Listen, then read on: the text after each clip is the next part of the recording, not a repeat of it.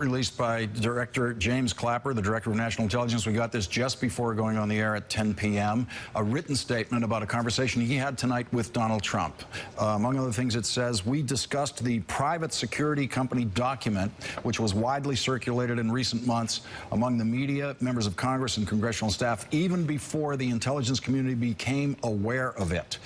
I emphasize that this document is not a U.S. intelligence community product and that I do not believe the leaks came from within the intelligence community. The intelligence community has not made any judgment that the information in this document is reliable, and we did not rely upon it in any way for our conclusions. We are joined now by Malcolm Nance, MSNBC counterterrorism and intelligence analyst, also David Frum, senior editor for The Atlantic and a former speechwriter for President George W. Bush, and John Schindler, former intelligence analyst and counterintelligence officer for the NSA.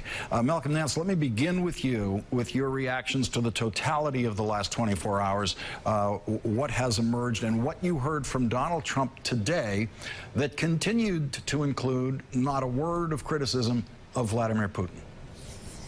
Well, in totality, we've gone from, silly season onto the silly campaign. It's going to be like this for 4 years. I find it very interesting that during the interview or the press conference today that he referred to himself as an asset, and his relationship with Russia as an asset. He's an asset, all right. And he may, in fact, be an asset of Vladimir Putin's, who he apparently has gotten him to the point where he cannot say anything or criticize him at all. Very interesting, and certainly moving on from, serious to suspicious. And John Schindler, your reaction to the totality of the story so far, including Director Clapper's written statement tonight. Well, I think Jim Clapper has said what he had to say, which is that the president-elect's tantrum today on Twitter and at his press conference against the intelligence community is aiming at the wrong target.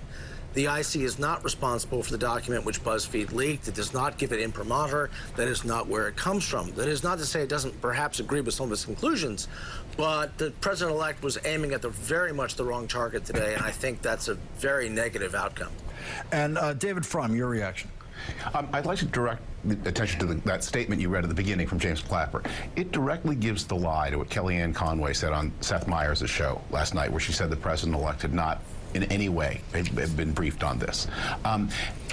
The people who watch programs like this are people who follow politics closely. They're hard to fool. But there's a big universe of Americans who pay less attention to politics, and they watch shows like Seth Meyers, and it sort of pays to lie to them. It is a reminder of the really kind of startling level of untruthfulness that comes out of everyone around this this administrative grouping, that you would flatly say on such a well-watched show with such a non-political audience one thing, and 24 hours later the intelligence community says that's just a lie. But the lie gets halfway around the world before the truth gets its boots on.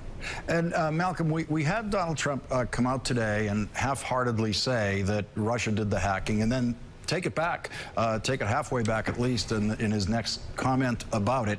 But during the campaign, he was pretty clear about it when he would stand up there on rally stages and publicly make specific hacking requests of the Russians to go after specific things that he would like to read. Well, I'm not sure that trying to rely on Donald Trump for giving you the truth is going to get you very far. We already know, we've seen this pattern occur again and again, where he will come up and when forced into a corner to say something which is a known truth to everybody in this universe, he will touch it for one moment so that he can say that he said it, and he will go back to dissimulation and essentially lying to mask whatever it is that he's trying to cover up at that moment. I think this is going to be an enormous problem. Post-truth does not work outside of his bubble, and the rest of the world can take serious, can levy consequences on the United States, both economically, militarily, and in foreign policy, if we keep going this route. And John Schindler, Donald Trump was complaining today about this unsubstantiated report, but yet he was eager to use unsubstantiated, unconfirmed emails that were hacked, that were the product of this Russian hack, the intelligence community now says. Let's listen to what he said today about hacking, where he couldn't resist actually celebrating the outcome of the hack. remember this. We talk about the hacking, and hacking's bad, and it shouldn't be done. But look at the things that were hacked. Look at what was learned from that hacking. That Hillary Clinton got the questions to the debate and didn't report it. That's a horrible thing. That's a horrible thing. So, John, hacking's bad. It shouldn't be done, but... Well, but they sure, seem to like it when it worked for them, and it worked for them to some extent during the campaign. I mean, this is rank hypocrisy of the worst kind. I've got to be honest. I'm glad I'm out of the intelligence community, out of the military, so I don't have to call this man my commander-in-chief, to be very blunt. This is institutionalized lying. And I think we need to start getting to the bottom of what Mr. Trump's relationship with the Kremlin really is, which, as you said, Lawrence, he is at enormous pains over any other subject to obfuscate, to make complicated, when really I think the story here is very simple if we're willing to see it with open eyes. And David, from first thing this morning in tweets, Donald Trump accepted what the Russian statement was publicly about this, which is, of course, we had nothing to do with it, and everything in that BuzzFeed report is false. So say the Russians. Therefore, Donald Trump felt case closed. That proves the case. Yeah, look, I don't think people need to get so far ahead of the plain facts. I mean, maybe the Russians have compromising information on Donald Trump. Maybe they don't. Maybe he's beholden to individual Russian investors in some way. Maybe he's not.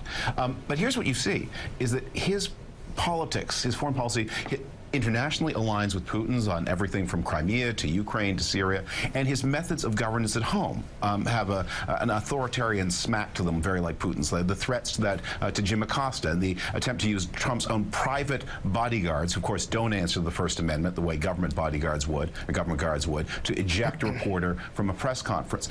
Trump may simply just admire and like the way Vladimir Putin governs. There may be no MacGuffin at the end of this MacGuffin trail. You don't need some big secret to say something very wrong is happening to American government. The Russians are wrong about Crimea. They're wrong about Ukraine. What they're doing in Syria is an atrocity. And no, we do not need private bodyguards around the President of the United States. He should accept he should accept the Secret Service and its lawful protection the way his predecessors have done. MacGuffin's going to have to be the last word on this segment.